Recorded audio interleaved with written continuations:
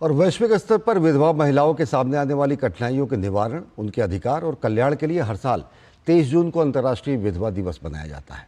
अंतर्राष्ट्रीय विधवा दिवस के मौके पर भारतीय रेल के साथ लुम्बा फाउंडेशन ने विधवाओं के लिए एक मानवीय संवेदनाओं की शानदार पहल की है।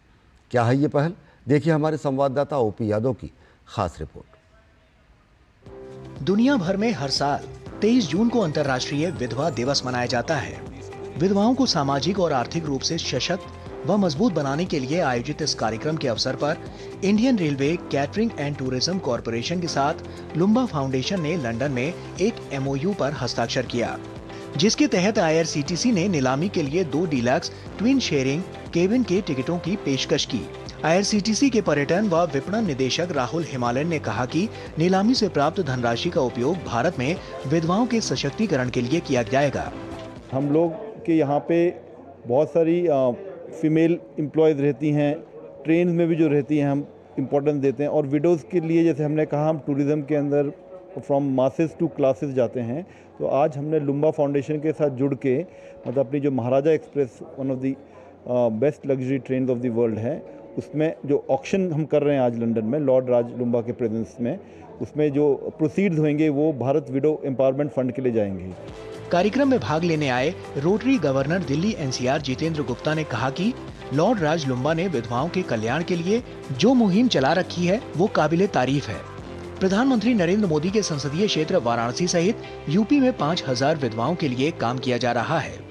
प्रधानमंत्री जी की कॉन्स्टिट्यूएंसी वाराणसी को चुना गया कि जहां पर 5000 जो गरीब वर्ग से जो विडोज़ हैं, विधवाएं हैं, उनकी ज़िंदगी को बदला जा सके, इस मिशन के साथ इसको किया गया था। लगभग 20 साल की एक प्रयास के बाद वो इस काम में सफल हुए कि यूनाइटेड नेशंस ने एक वर्ल्ड विडो डे जो कि 23 जून का डिक्लेयर किया।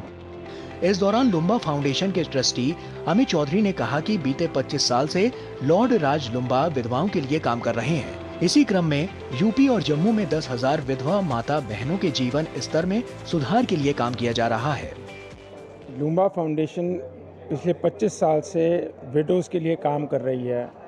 ये सिर्फ इंडिया में नहीं पूरे वर्ल्ड में काम कर रही है।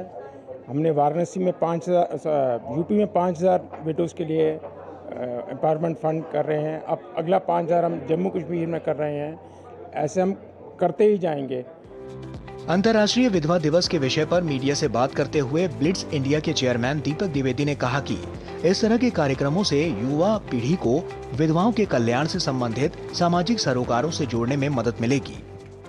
देखिए, विडोज़ के एम्पावरमेंट, उनकी तरक्की के लिए देश में ही नहीं दुनिया में लॉर्ड लुम्बा जी ने एक ऐतिहासिक काम किया है और वो इसको मोटिवेट कर रहे हैं कि जो यंग जनरेशन है वो इस काम से जुड़े। विधवाओं के आर्थिक सशक्तिकरण के लिए काम कर रहे संगठनों ने भी लॉर्ड राज लुम्बा के कार्यों की सराहना की।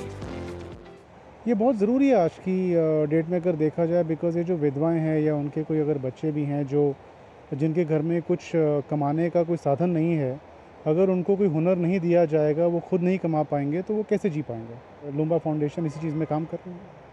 हम जानते हैं कि मौजूदा सरकार और प्रधानमंत्री जी का भी विजन है कि इन महिलाओं की जीवन को बेहतर बनाया जाए। लुम्बा फाउंडेशन इस संबंध में काफ़ी कुछ कर रहा है और हम ट्राई फॉर आइडियाज़ में लुम्बा फाउंडेशन के साथ मिलकर इस कार्यक्रम में सपोर्ट कर रहे हैं।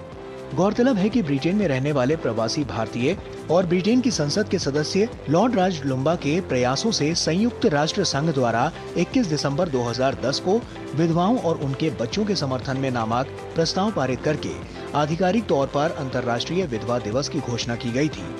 तब से लेकर हर साल 23 जून को वैश्विक स्तर पर अंतर्राष्ट्रीय विधवा दिवस को मनाया जा रहा है। भारत में 46 मिलियन से अधिक विधवा माता बहनें हैं। समाज में हाशिए की जिंदगी जी रही इन्हीं माता बहनों के कल्याण और विकास के लिए एक और जहां भारत सरकार लगातार काम कर रही है, वहीं दूसरी ओर लुम्बा फाउंडेशन जैसी संस्थाएं भी इन महिलाओं का सम्मान और स्वाभिमान लौटाने के लिए, उन्हें हुनरमंद बनाने के लिए कई तरह के कार्यक्रम भी चला रही है। मेरे सगी कैमरामैन शिवम सुमन के साथ में OP Yadav, DD news, Delhi. और रूस के दागिस्तान में एक यहूदी उपासना गृह और एक चर्च पर इस्लामी आतंकवादियों के हमले में कम से कम 5 पुलिस